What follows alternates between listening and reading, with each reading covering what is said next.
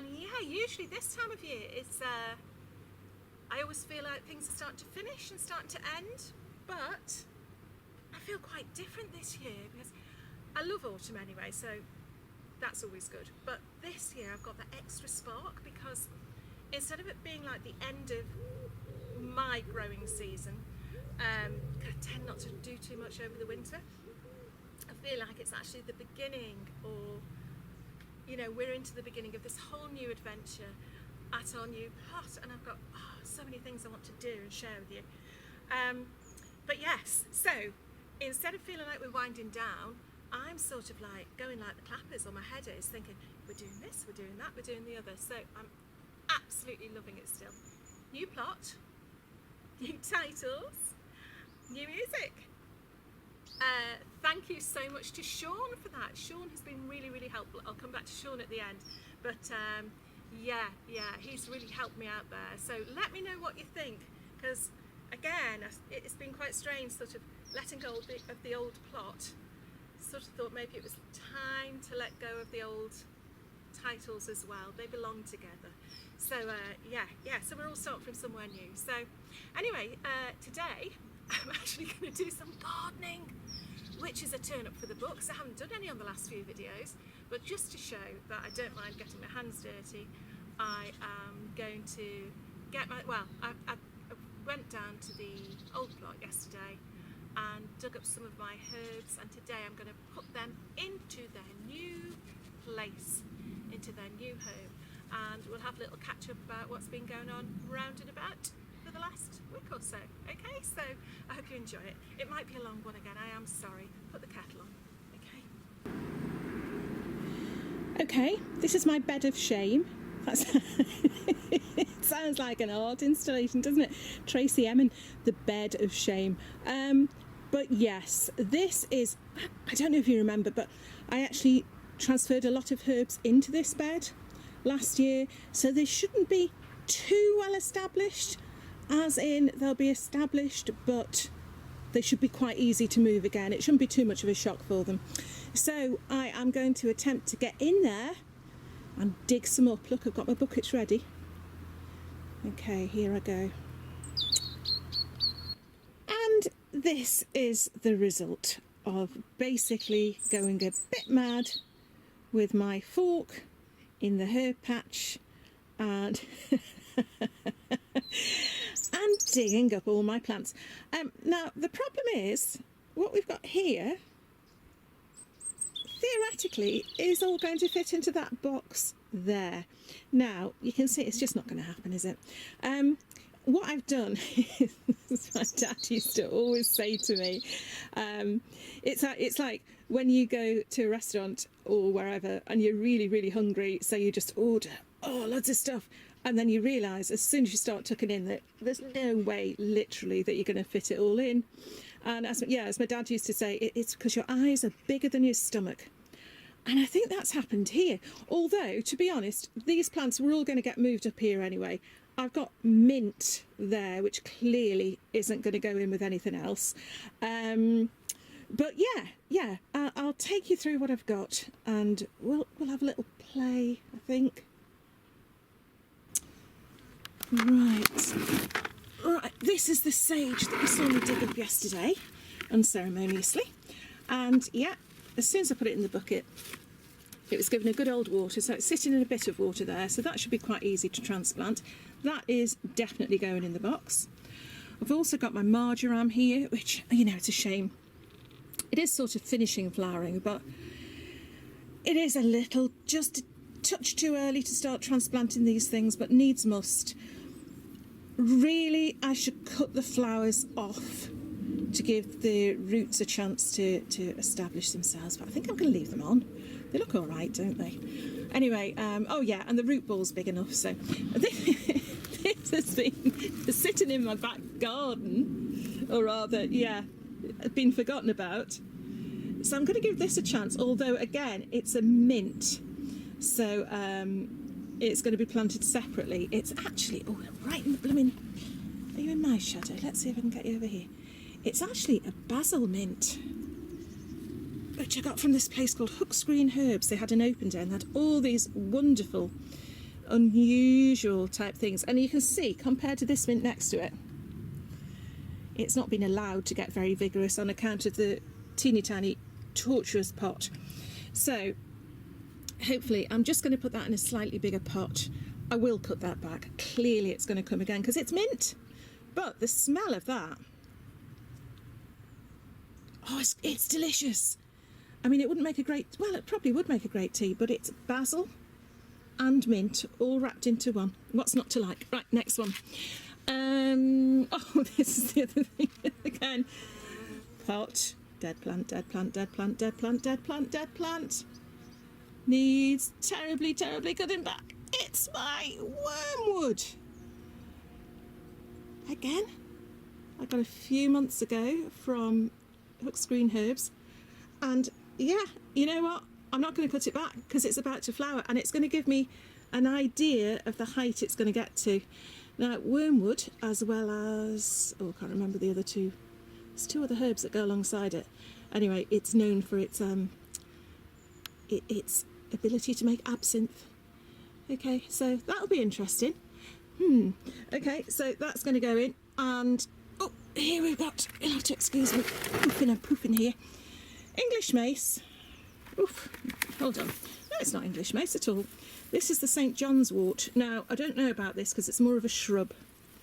I may leave this. This is the one thing that if I haven't got enough space, this is going to go somewhere else. So I'll leave that one to last. And behind it, I have got my English mace, which, again, look at it.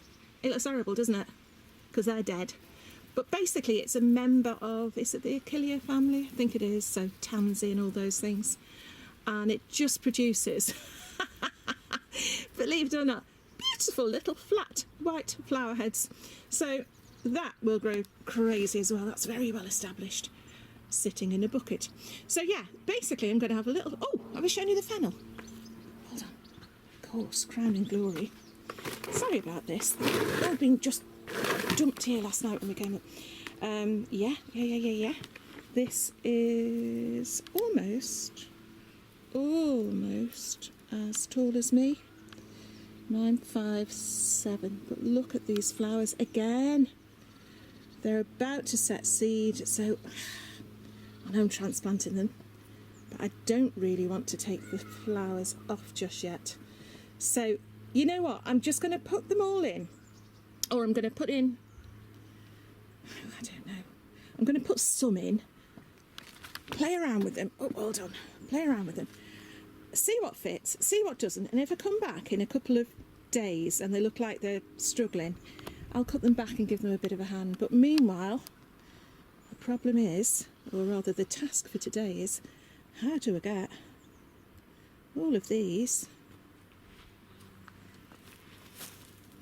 into there? Okay, I've gone for a 1, 2, 3, 4, 5 sort of pattern, I suppose. What I've got here, now you see that wormwood looks really, really sad, but hopefully that will bush out and become more of a shrub type thing there. The fennel, when it's not falling over, will be standing up. So we're going to have height at the back, I'm supposing at the back. The mace, I'm going to put, oh heavens, I've just walked into a water butt. The mace, the English mace, will sit in the middle, and that will give the beautiful white flowers.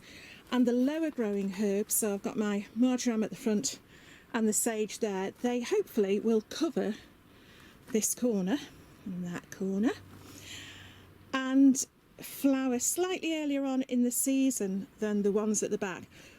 But actually I'm going to leave space in the middle for my other like bee loving things. So I mean, I've got thyme and I've got rosemary and I've got all those things, but actually I'm wanting to have some colour slightly earlier on in the season, and I want something that I can just leave there, and I want something that I can attract the bees with. And so what better than my good old geum?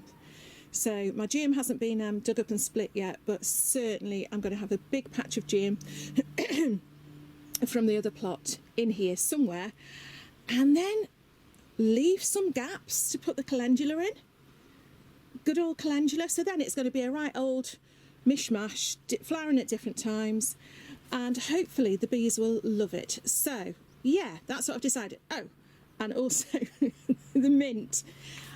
I couldn't work out whether to paint this box or not, but actually I quite like the raw wood, and it ties in with the, I know it sounds silly, it ties in with the door of the shed. So this mint, that says it's grapefruit mint on the tag, but I'm sure it's apple mint, that I think is probably just taken over. It's going to be in a better box and go across the front. So maybe raised off the ground slightly so that it doesn't interfere with the other things, and that'll bring the interest forward slightly as well, and means that I can pop out and get some mint for some mint tea. Okay, so yeah, I'm going to get on with that now. Well, I can tell you for one thing, life is so much easier with a tripod. It'd be very difficult to do this balancing on a bucket. Okay, here we go. I don't know if you can see this. Let me just turn you around a little bit, little tiny bit there. Oh, you're upside down. Yeah, okay, you can see this one. I'm going to try and get it on camera this time. This is going to be, I would imagine, completely root bound. Oh, well, it's coming out the bottom. Yeah, when it's at this stage, basically it means you're being cruel to your plants. So hold on. Whee! Okay, that is saying we need help. We need help, but actually, still quite healthy. So, still trying to form roots.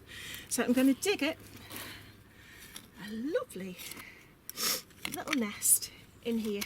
Now this was just the spoils from, well, I'm saying the spoils, it wasn't really the spoils.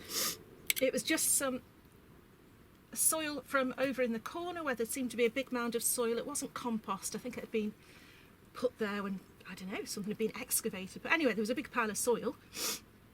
Look at that poor little thing. There you go. And so we filled this up, and we did put a little bit of manure in as well. So this, I know a lot of herbs just like a nice poor soil, but this one's got quite a nice rich soil, so we'll just see what happens. Okay, I just wanted to show you the difference. That is one that's been in a teeny tiny pot for about 6 months and is just set up one big shoot. This one has been in the ground for 3 years. So if I show you, oh crikey, when I dug this up, you know, I was doing the pulling it up by the root ball. Excuse me, I've got a right frog in my throat today. And there was a great big established nettle in it. Oh, that stung right up my arm. Anyway, I'm hoping I've got rid of it all, but you can see there. Can you see there? I'm very conscious that I'm doing things off camera now. Yeah, that's a lovely, lovely, lovely established root ball. So the hole for this one is going to be slightly bigger. Still I can do it with my trowel because, like I say, this is nice and soft. I'm not digging into the ground. This soil hasn't actually been in this position for very long. It's like when here in the UK we've got gardeners, Gardener's World, and we've got Monty Don and his raised beds, and basically he can just dig them with his hands. The soil is that well conditioned. But yeah, it's not too bad here actually, but only because it's fresh. I couldn't possibly do this in one of the beds at the moment, because even though we've rotavated the top, it's still not good enough. That's not big enough. Actually, you know what? Hey, I can do it with my hands. I can do a Monty. Hey, look at that. Well, I don't know if you can see it. Can you see it? Right, okay. You get your hands in there. The best tools we've got. Oh dear. Right. I'm going out for a meal tonight. I think I'll wear gloves. Okay. Now, yes, I should probably do a little mound. Oh God, this smells divine. It's absolutely lovely. I should probably do a little mound and sit those roots on top of it. But I'm not going to, because I haven't got time. And I've got to get all the others in. And I just wanted to show you very, very quickly what I'm doing. Okay, so that's the difference. Basically, one tiny, tiny root ball. And one, just snapped a bit, do you hear that? These are all off last year, these things. Oh, that looks like a bit of that. Ah, there's a bit of the nettle. Right, certainly do. If at all possible when you're transplanting, you certainly do not want to be transplanting weeds from your other plots, especially rotten perennial ones. So, hey, look at that, Jane's done some gardening. Okay, right, okay, I'm not going to show you me doing them all because frankly it'll be very boring. But oh crikey, look, I'm just getting my... That's probably what's making me cough. That is such a treat though. I've actually, this is off camera, I've actually got my head right inside the fennel plant and it's gorgeous. Anyway, that's my fennel in. I'll just throw the water out the bucket on both of these actually. And now they can relax and hopefully get used to their nice new plot. Right, I'm going to do the rest of these now and I'll come back to you and show you what it's like when it's done. Okay, I can see already. Now, you know, it's funny, once you put things in, it really does start to take shape. You can overthink these things, which I always do. 3 o'clock in the morning, wondering where I'm going to put my sage. It's there, it's staying there. The couple of little cuttings that I'd put in last year came apart from the main plant, so I've potted them up. And that's, oh, let's show you. I'm walking across planks of wood.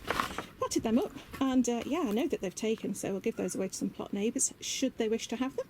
Sage, marjoram, mace, fennel, and then my poor little wormwood, which will hopefully come into its own should we ever need to make some absinthe or, as the book says, expelleth the worm. Now, a note to anybody else, this is perhaps, oh, look at the scene stealer. This is perhaps a less than inspiring sight. It's a patch of soil, but when you consider not too long ago, it was baked so hard it was like concrete and had huge cracks in it. Oh dear, what's she doing? She's just, I don't know. No, I'm really sorry about this. Can we, I'm trying to ignore her. Let's move across. I'll go this way. Okay, so yeah, and basically I find this really exciting because this is the area that Mike used the rotavator on. It was quite a deal getting it started, but once it did, he had great fun.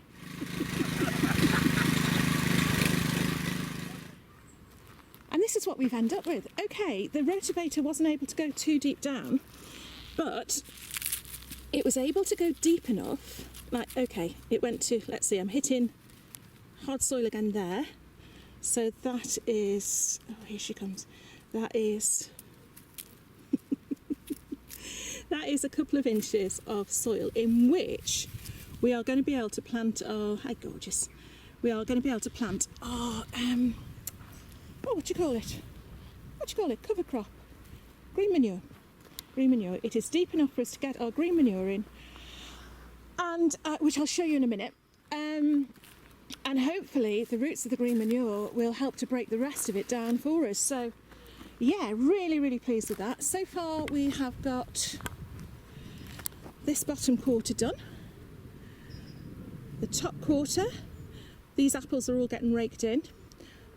Obviously there's some for the birds as well. Well, there's loads for the birds. They're just going to be left on the surface. We're not even digging them in. So they'll either work their way down the soil through the worms and just naturally degrading, or and they're there for the birds as well. So these 2 quarters are done. Stood on a leak. This one and this one have yet to be done. But I tell you what, once we actually got the rotavator started, it was quite good fun. I had a go, but it's just as well it wasn't filmed. I think I was a bit of a safety hazard. But yeah, so that, to me, bare patch of earth to many people, really exciting to me, because green manure, next year this is going to be an absolutely beautiful tilth, beautiful soil for our wonderful crops.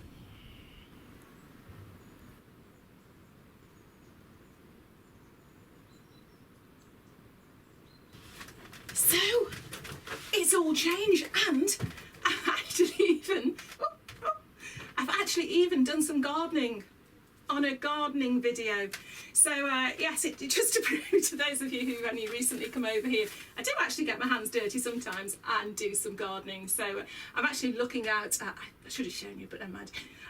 You've probably seen enough of it now. I'm looking out at the herbs now, and yeah, I'm really pleased that works really well. It's another thing, that's another Small area, almost complete, but I can sort of lay that to rest now. No quips about the old bones. So I'm laying my herbs to rest outside, and I can forget about that now, and they can get on with things. If they start to look like they're dying or they're doing pretty badly, I mean, it'll be difficult to tell this time of year because they'll start to die back anyway, then I'll give them some attention, but the idea of them is I can just leave them to get on with it and fill in the gaps as and when. Yeah, we've just loved it down here, but the nights are really rolling in now. And a couple of weeks ago we were just sitting outside with friends, and it was after 9 o'clock, and it was getting dark. But last night we were down here and I was in the shed. It was about 8:15, and I had the solar lights on. I tell you what, they were really good. I mean, they're not super strong, but it means that you can actually sit down and do a bit of reading.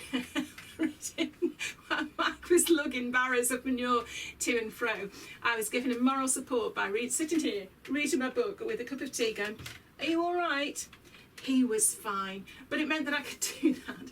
So I would really recommend, especially if you tend to go to your allotment in the evenings, it tends to be, if you're at work or whatever, it tends to be, it has to be left for weekends. But, and I know a lot of people don't go to the allotment at all over the winter, but even now, and I know at the beginning of the season in spring we're going to be down at our allotments a lot, it really, really does extend your day quite a bit. So recommend those lights. But yes, I absolutely love it down here. We've got some really lovely neighbours as well. There's quite a few people have taken on plots around about the same time, and crikey, I tell you, we have been so lucky.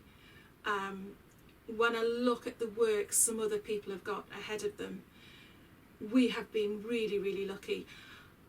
I didn't say that at first because someone had come in and sprayed the lot with weed killer.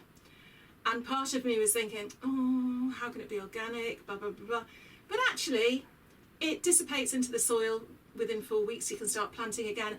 And I'm so glad that he did, because that and the hot weather means that we haven't really had to tackle grow back and brambles and nettles and weeds and all that sort of stuff. So the arid summer has played its part in us getting our allotment where it is. And I've got to be honest, I am very, very lucky with Mike. Although he's gone back to work now, there'll probably be a bit of a slowdown. But we've pretty much got our structure sorted, you know. And I never thought we would have before the end of the season. What I am aware of is because last year, or rather this year, we had such a late winter. And this time last year, I was quite lazy. I think I had pretty much lost my gardening mojo a little bit, and part of that was maybe to do with the fact that at my other plot, which I still love and have lovely, lovely memories of, but I'd done as much as I could do. There was no scope to do anything new, or there would have been had I not wanted to grow my staples like my onions and my beans and my sweet corn.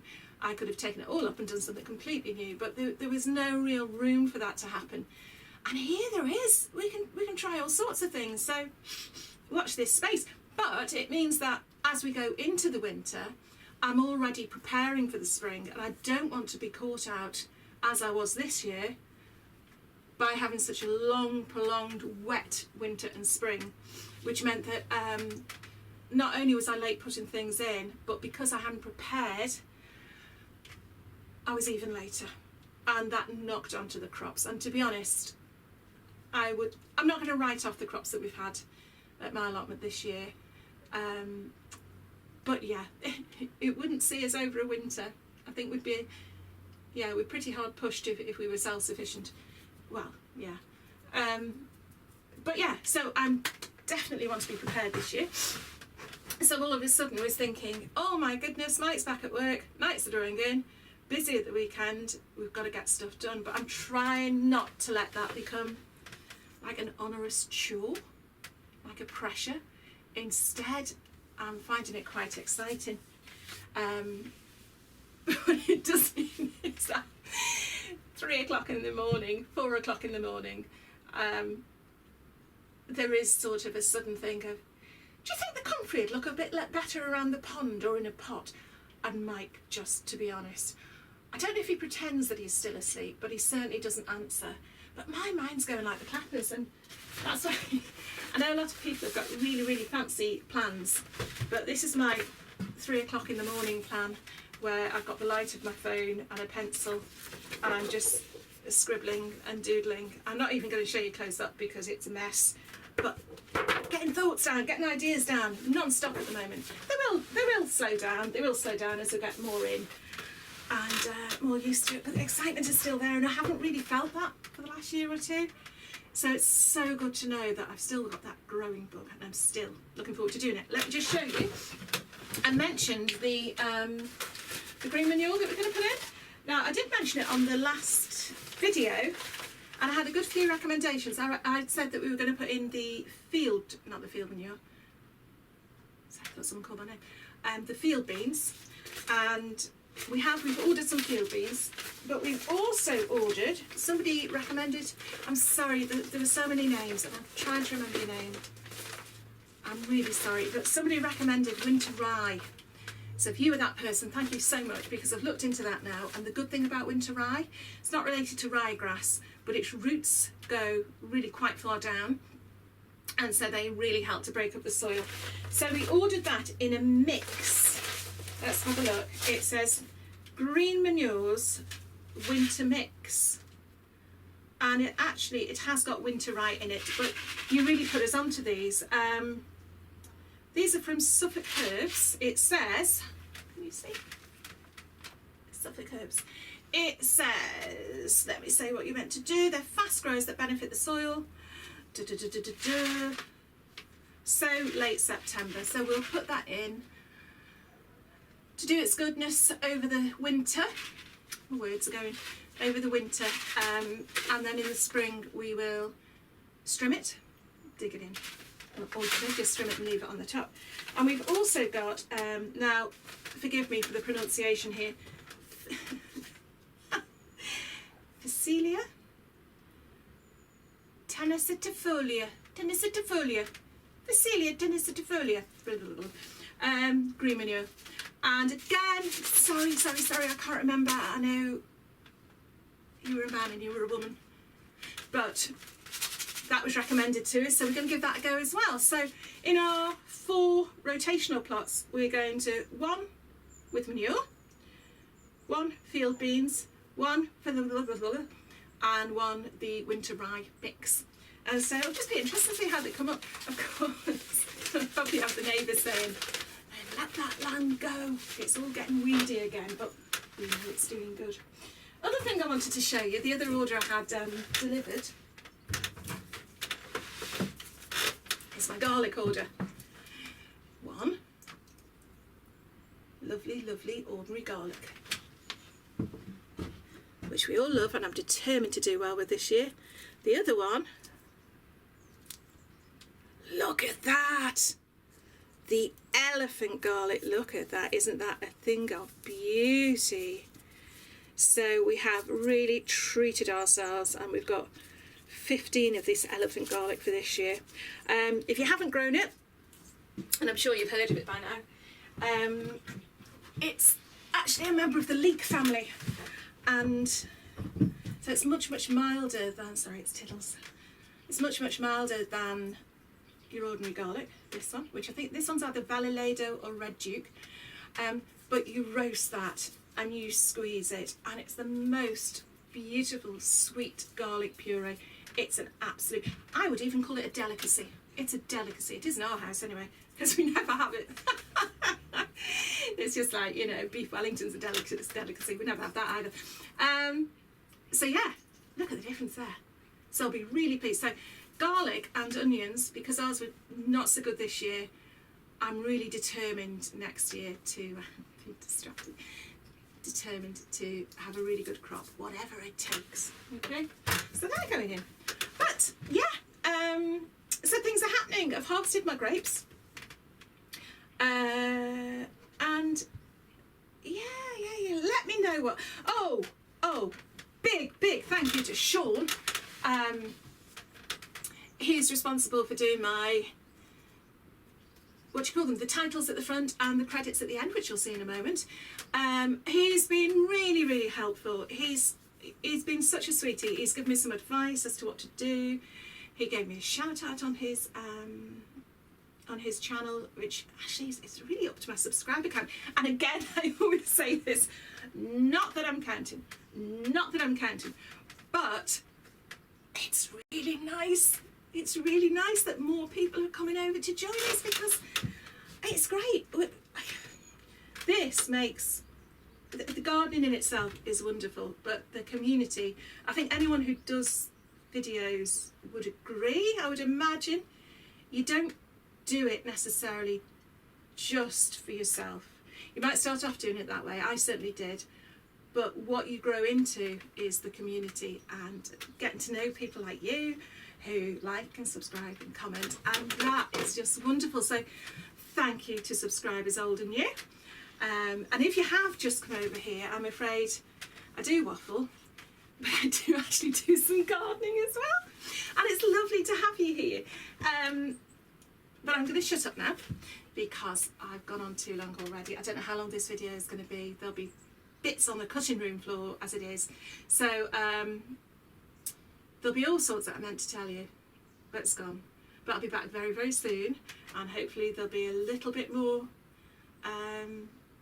done on the plot that we'll be able to show you. And I'm going to go, run out of words. Thank you so much for watching, and I'll see you soon. Okay, bye.